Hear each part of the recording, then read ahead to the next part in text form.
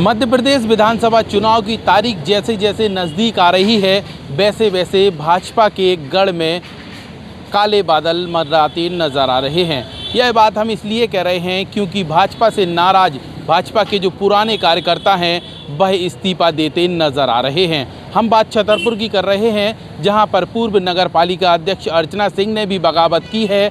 बगावत भी इसलिए की है क्योंकि उन्हें टिकट नहीं मिली। अब आप कहेंगे कि बगावत किस बात की है, तो हम आपको ये बता देते हैं कि नगर पालिका की पूर्व अध्यक्ष अर्चना सिंह ने टिकट की मांग की थी और उनकी जिज्ञासा है कि उन्हें छतरपुर जिले की 6 विधानसभा सीट में से 3 पर किसी भी सीट पर टिकट दे दिया जाए। तो भाजपा आखिरकार इन्हें सीट पर कैसे टिकट देगी, क्योंकि महाराजपुर की बात करें तो महाराजपुर से कामाख्या सिंह को प्रत्याशी बनाया गया है। वहीं छतरपुर की बात करें तो पूर्व राज्य मंत्री ललिता यादव को प्रत्याशी बनाया है। अब बात आती है बिजावर की, तो बिजावर में जो विधायक हैं राजेश बबलू शुक्ला, इन्होंने साइकिल का साथ इसी बात को लेकर छोड़ा था और कमल का फूल खिलाया था, क्योंकि इन्हें आस थी कि आगामी जो विधानसभा चुनाव होगा उसमें इन्हें टिकट मिलेगी। तो अब ऐसे में बबलू शुक्ला की टिकट भी कैसे कट सकती है भाजपा से। तो कुल मिला के जो 3 सीटों पर मन अर्चना सिंह बना रही हैं, उन तीनों सीटों पर भाजपा ने अपने कैंडिडेट लगभग तय कर दिए हैं।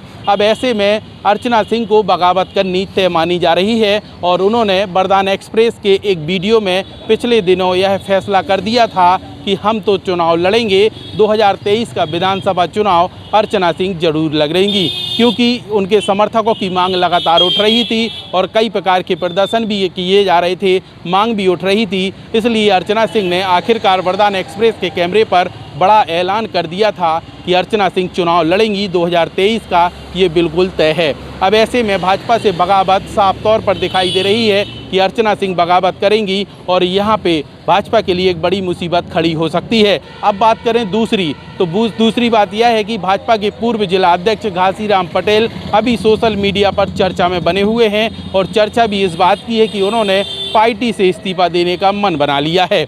मन भी इसलिए बना लिया है क्योंकि सोशल मीडिया पर लगातार उनके नाम की पोस्टें डाली जा रही हैं और यह बताया जा रहा है कि उन्होंने इस्तीफा पत्र लिखकर भोपाल भेजा है। लेकिन छतरपुर की बात करें तो जिला मुख्यालय में किसी भी प्रकार की बात सामने नहीं आई है। इस बात को लेकर हमने जिला अध्यक्ष मलखान सिंह से भी बात की, तो उन्होंने इस बात को सरे से नकार दिया और यह कह दिया कि हमारे पास किसी भी प्रकार का इस्तीफा लेटर नहीं आया है, ना ही पार्टी आला कमान से किसी भी प्रकार की सूचना आई है। तो इसको हम पुष्टि नहीं मानते हैं। लेकिन जिस तरीके से सोशल मीडिया में घासीराम पटेल की इस्तीफे की चर्चाएं तेज चल रही हैं और उनके जो कुछ खेमे के लोग हैं उनसे भी मेरी फ़ोन पर बात हुई, तो उन्होंने बताया कि हाँ, ऐसा चल रहा है कि घासीराम पटेल भाजपा से इस्तीफा दे सकते हैं और उन्होंने एक पत्र लिखा है। तो अब ऐसे में 2 बड़े नेताओं का छतरपुर ज़िले से पार्टी से इस्तीफा देना कहीं ना कहीं भाजपा के लिए काले बादल मंडराते नज़र आ रहे हैं। तो ऐसे में भाजपा को बड़ा नुकसान विधानसभा चुनाव में झेलना पड़ सकता है। लेकिन भाजपा अपनी मजबूती के लिए लगातार बैठकें कर रही है और कार्यकर्ताओं को मनाने का प्रयास भी कर रही है।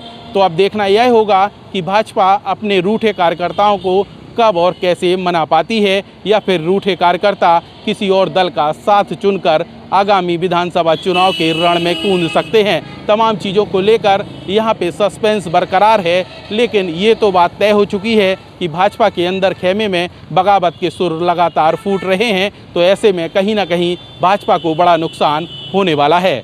छतरपुर से छोटू शुक्ला के साथ मैं लोकेश चौरसिया, वरदान एक्सप्रेस।